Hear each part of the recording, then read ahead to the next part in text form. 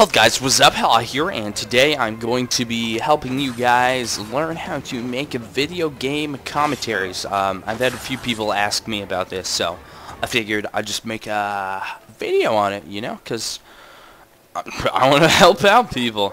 So, first part of this, we need to break this down into two different sections. Obviously, a gameplay commentary is composed of commentary and gameplay. Gameplay can be recorded.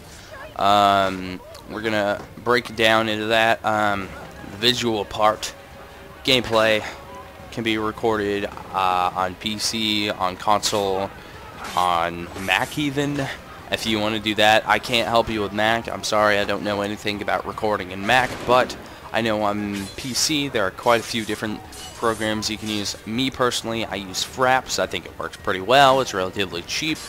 Unfortunately, it encodes everything into one single file, whereas you can use different things such as Bandicam and DxTory.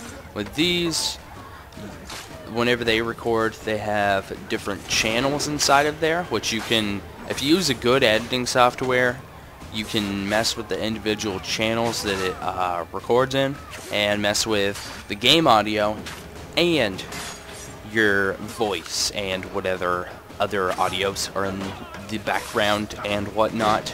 Of course, if, you know, I'm somebody as like behind me talking, and if my mic picks it up and I'm talking, it obviously isn't going to be able to magically mess with that or anything like that. But if there are multiple sources it's getting audio from, you should be able to mess with all of them. But yes, with DxTory and Bandicam, and there's probably a bunch more.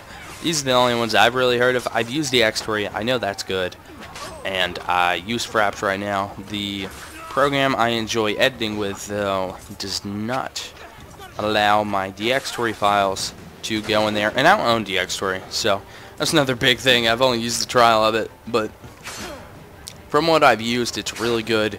Now, another way to capture PC gameplay, you can also use a capture card such as the AverMedia Live Gamer HD or Live Gamer Pro, something along those lines. It's by AverMedia. It's got a nice little button as a card you use, and you push the button and it records it, and it records your mic, and it records the gameplay also, so that's a nice convenient thing. Now, if you want to record console gameplay, there's so many different capture cards you can get. You can get Blackmagic. They have a box you can get. They also have an internal PC card, which is so easy to install. PC cards are so easy to install. I remember whenever the PVR was the big thing, some people were using Blackmagic, and just about anyone who wasn't was like afraid to, because they thought they were going to screw up their computer by putting in one thing, and everybody was like, well, it looks too complicated. And this is before anyone PC gamed that did commentaries. Like, everybody used console game whenever they did commentaries, so it was like some weird and brand new thing for them, of course, not for everybody. So yeah, you can capture that now with console. Like I said, there are quite a few different things. I just talked about the Blackmagic. One thing that people have been using for quite some time and is quite good is the POG HD PVR. And they also have an HD PVR2. I've used the first one. I know that that one's really good. It's only component, and it also has standard def in the front. The HD PVR2, I believe, has component and what's it called? HDMI, which, you know, is nice because the other one didn't have HDMI. Another popular thing is the Elgato, which this one works also with the Mac, not just PC, whereas most of the other ones only work with PC. Me, myself, I do quite enjoy PC, so that doesn't matter to me. The Elgato is HDMI only, though, unfortunately. Let's see, what else is there? The Roxio Game Capture HD Pro. They also have a standard def. It's just called the Roxio Game Capture. I have the Roxio Game Capture HD Pro. I went ahead and went with it. Now, see, there's so many different points for why you'd want to buy that. And so many different points to why you might want to buy the POG, or you might want to get the Elgato. If you're Mac, obviously, you're probably going to want to go with the Elgato. And with the Elgato, it is at a price point Anywhere from, you can normally get it anywhere from $150 to $200, depending on if they're having a sale or where you buy it from. Now, I got my Roxio for a lot cheaper, and it has component, which was a big thing for me. Right now, at the moment that I'm recording this, Amazon has it on sale for $110. So, obviously, you know, comparing the... Oh, and I think Hapog, their HD PVR 2 is... let me check. I'm pretty sure it's 150. Yeah, right now it says it's 150. The original PVR is about $200, though. So, you got 150, 150, 200, and 100. I think, for what it's worth, that the freaking Roxio kicks butt for $50 cheaper, only $100. Avermedia has some standalone things also, but yeah, I think a really good thing is the not the Avermedia, dang it. I think a really good thing is the Roxio Game Capture HD Pro. Of course, this is just my opinion. That's just what I went with. If you have Mac, obviously go get that. Elgato has this like thing where if you aren't recording, it saves like an hour or something of gameplay. So if that, you know, sounds cool to you, you can go with that. The HD PVR 2 has both HDMI and component. I don't know if it has anything to do with live streaming though, whereas the Roxio has built-in live streaming and Elgato has built-in live streaming also. So that's, you know, a big a big price point that people are like, whoa, this is awesome, I need to get it. But yeah, just, you need to research Ungrown. I might make another video just about that, but capture card is what you are going to be wanting. This is going to help you a lot. This is what this video is recorded with, as my Roxio on PS3. Assassin's Creed 3 is what's in the background. And now the big thing, really big thing, audio. Okay. So many different ways to record audio. Many different price ranges. Professionals use very expensive things.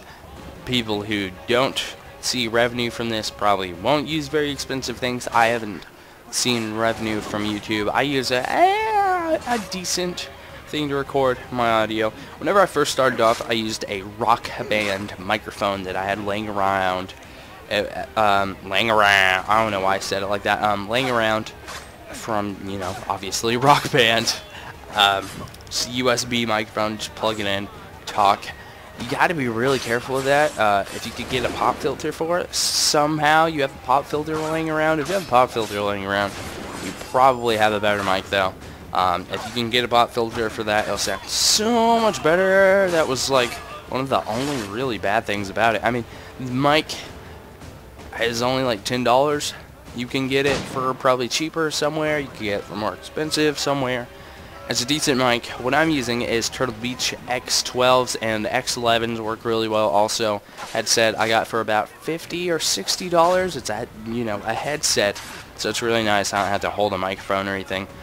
Some people use these mics called a Blue Snowball. Those can range, I think they sell them on their website for about $100 or more, but you can get it on Amazon. Let me check right now for, I think, $60, $70 is what it says right now. $60 and $70.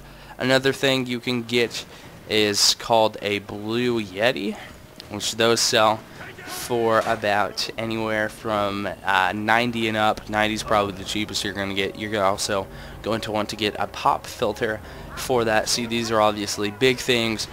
Some people also use an Audio Technica. It's called an AT2020, I believe is what it is. Yes, an Audio Technica AT2020. They have so many different weird versions. I'm not sure which one you'd want to buy because they have like a studio one, studio condenser, a side address cardioid, condenser studio microphone.